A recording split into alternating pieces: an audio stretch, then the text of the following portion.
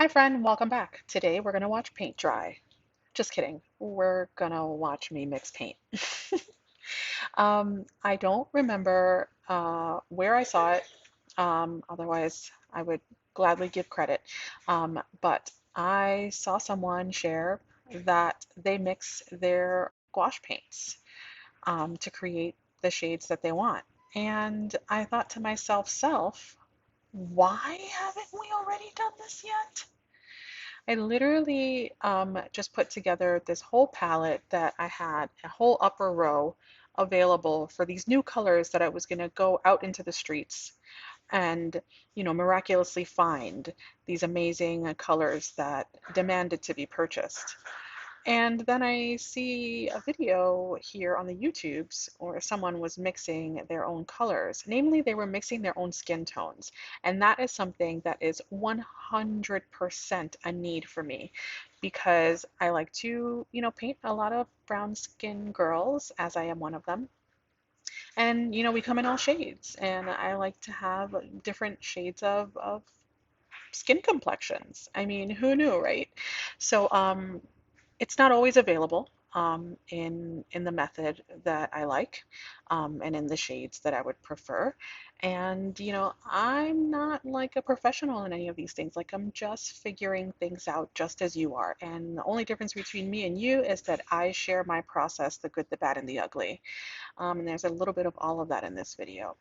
In any case, I thought it was brilliant, so I was like, hell yeah, I'm going to go ahead and mix my own skin tone gouaches so that I don't have to mix skin tones every time I go to paint something. Again, why didn't I think about this sooner?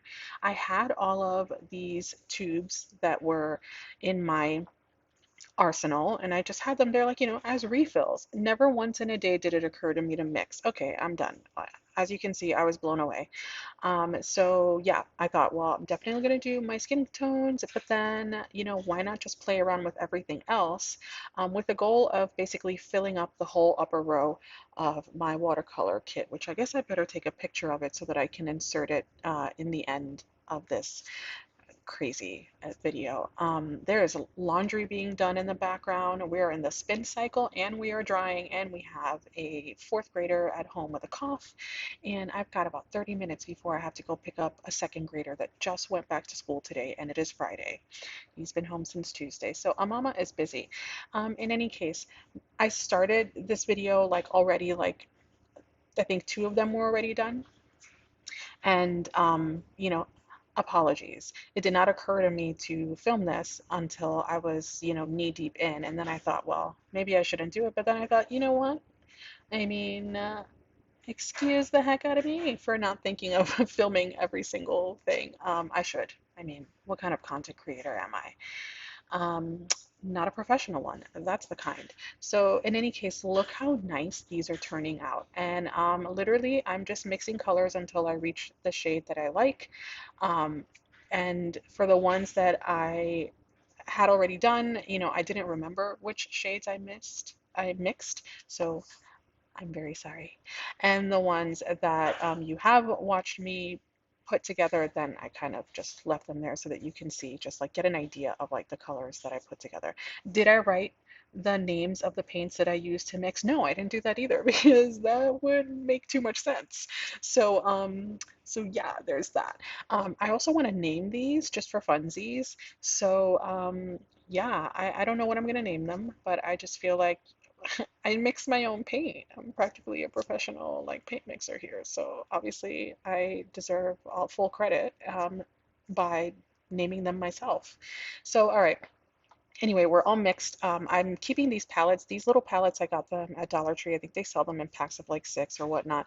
You saw the picture of like the inspiration that I was going for of like how to play around with these. Like I just wanted to play. Just, let's put them to work a little bit. At least some of them.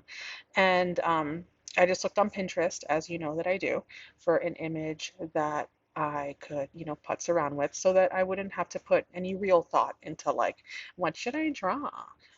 Sometimes I just like to either try and copy something, and of course not take credit for the image. That's why I'm sharing it.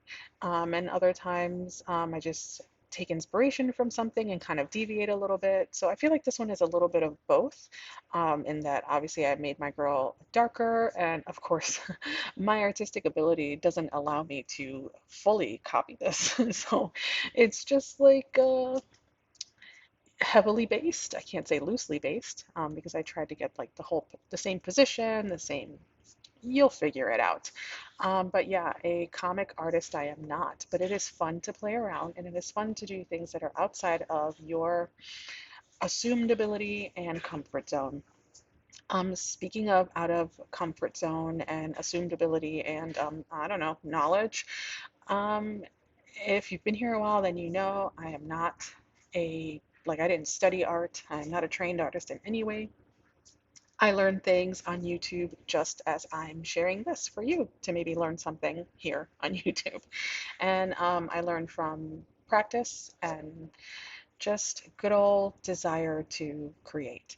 So you will see that as I paint with this gouache, I'm not sure if it's the kind of paper that I'm using, which again, I have no idea. It's just a piece of scrap paper that I found somewhere in my stash. I mean, I'd say sorry, but it's like, what can I tell you? I found a piece of scrap paper and I went to town, and I don't know if this paper is something that I should be using with gouache. Um, Gouache tends to dry faster, and so I think with this paper, this was like a very thirsty paper, and it just kept on like sucking the paint before I got a chance to kind of blend it properly. And so I kept on trying to layer to get some parts to match other parts. Mainly it was like her skin that was the problem for me. I guess I wouldn't have cared anywhere else. I would have liked for her skin to have made sense and to like be like one tone and not like splotchy like this. Like it just looks like the way that I look when I try to follow a makeup tutorial. But we're not here for that. But that's okay, guys. It's the fun of playing around and allowing yourself to make mistakes and just be here for the pleasure that you get from the process of playing. And at the end of the day, I'm just really excited that I finally mixed my own paints. The next time that I paint one of my girls, I will not be having to mix to create skin tones. I mean, that alone is just chef's kiss. And I got these extra colors that cost me nothing. Using things from my stash makes me feel like I can really say to my husband that I'm not wasting our money. You know what I'm saying? Um, so I'm trying to put like some final details here to just kind of pretend like this thing is going to look like that image. I'll insert it again here. I hope that you enjoyed this process. If you have any watercolor tubes or gouache tubes, I mean, maybe you should think about this.